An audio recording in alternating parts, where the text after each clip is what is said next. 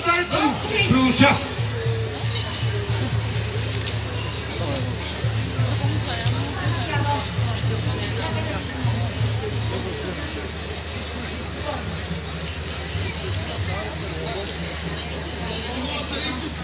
Как дойдоха нещо, сърцето се да не хопка.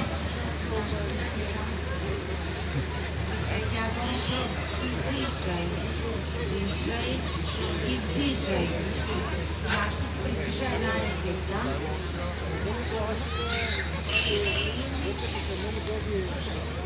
Компрес вътрешен с двойно преварена маташка ракия. С витамини от ясна шопска салата преди ядене. Печено агънце сукалче с пещени манджи равни количества на едри капки. Горещо или охладено вино по избор. Гаргара от високо изпяти хайдушки песни след ядене. Разтривка на гърба от голяма мечка, извършена върху твърда земя, малко преди лягане, за здрав гръб. Ето, дядо, да спазвайте рецептата. Ще спазвам, да знаеш. Подпирам се аз.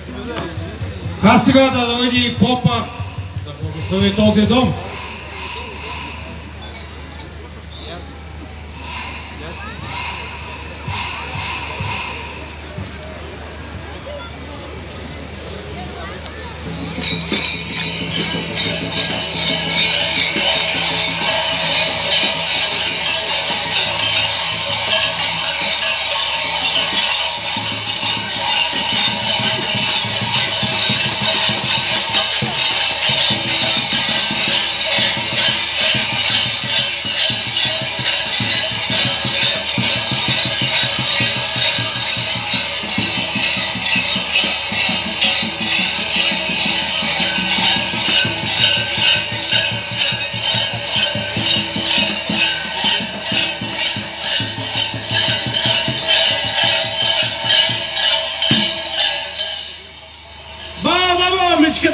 Мечкадарра!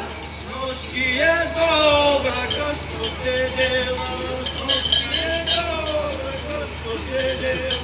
Ой, добра невесто, ой, добра невесто. Добър ден, честит празник! Жела ви много здраве, дълъг живот с песеността и пълна къща деца. Разбрага до лекар тежко боен, трябва метка да угази. Хайде, бабето!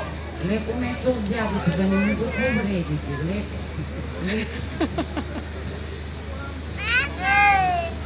Леко.